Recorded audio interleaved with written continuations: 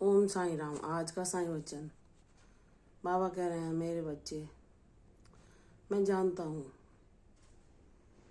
तुम किन मुसीबतों, किन परेशानियों का सामना कर रहे हो।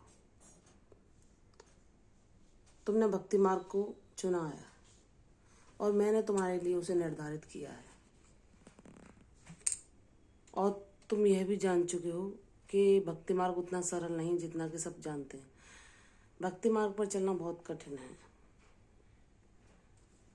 भक्ति मार्ग पर चलने के लिए हमें दृढ़ विश्वास और निष्ठा की आवश्यकता होती है कि हमारा गुरु हमारे साथ है। जब उसने हमें भक्ति मार्ग पर चलना सिखाया है तो वह सब कांटों से, सब कठिनाइयों से, सब गड्ढे खाइयों से बचाता हुआ हमें हमारी मंजिल तक पहुंचा देगा।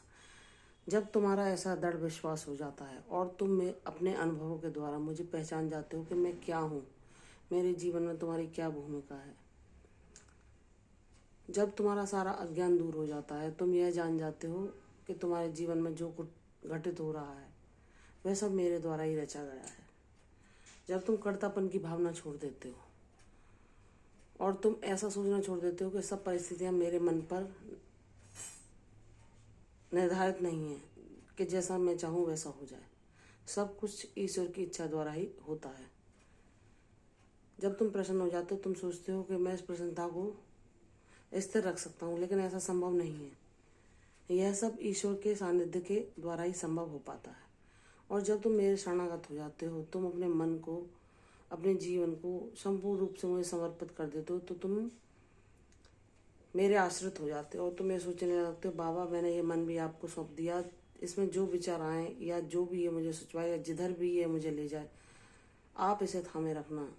आप मुझे इतनी शक्ति देना कि मैं अभ्यास के द्वारा इस पर नियंत्रण पा सकूं। जब तुम इतने ज्ञानवान बन जाते हो, अपनी सारी परिस्थितियों को भी मेरे द्वारा संचालित समझते हो और उन पर विजय प्राप्त करने के लिए मुझसे शक्ति मांगते हो, मेरा साथ मांगते हो, तो मैं बहुत प्रसन्न होता हूँ कि मैं तुम्हें जो पाठ पढ़ाना चाहता था वह तुम पढ़ चुके हो।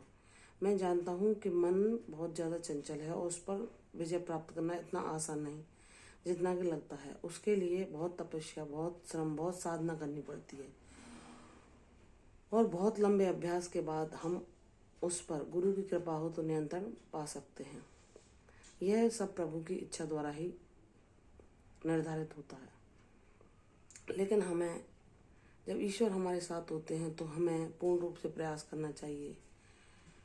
यह मन चाहे तुम्हें कितना भी डराए क्यों ना, तुम्हें बहकाए क्यों ना, यह तुम्हें मेरी ऊर्जा से दूर ले जाने का प्रयास करे या तुम्हें इस संसार के माया जाल में फंसाने का प्रयास करे, तो तुम किंचित मात्र भी मत घबराना, क्योंकि मैं तुम्हारे साथ खड़ा हूँ।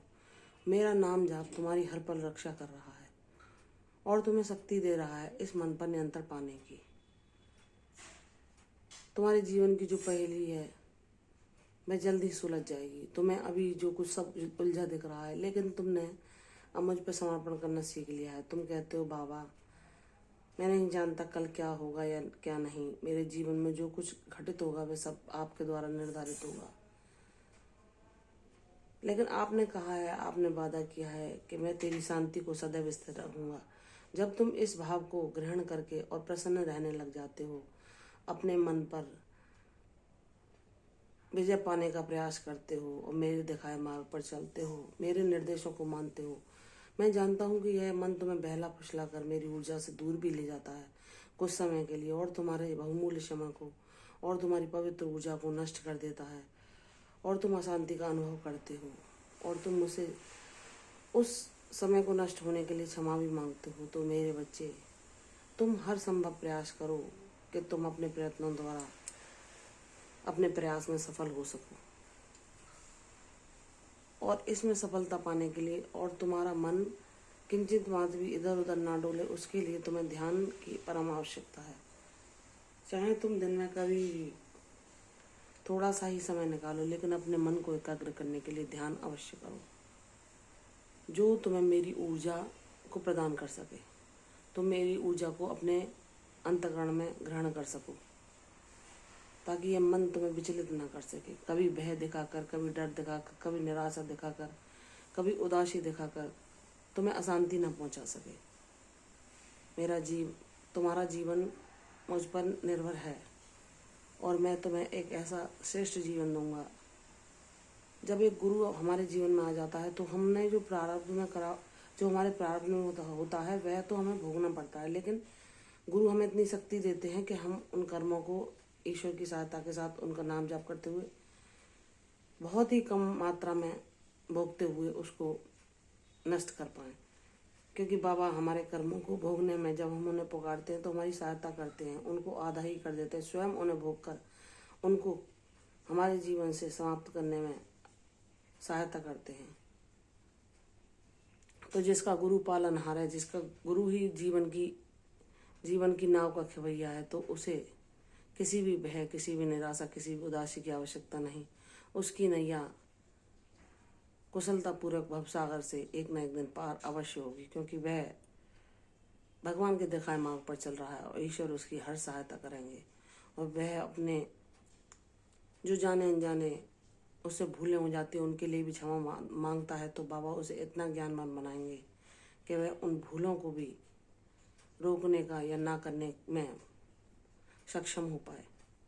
तो मेरे बच्चे, तुम बहुमूल्य हो, मैंने तुम्हें अनमोल बनाया है। मैं तुम्हें जो पाठ पढ़ाना चाहता था वह मैं तुम्हें पढ़ा चुका हूँ, तुम्हें ज्ञान भी दे रहा हूँ। मेरे समय की प्रतीक्षा करो, सब कुछ संभव होगा तुम्हारे जीवन में भी।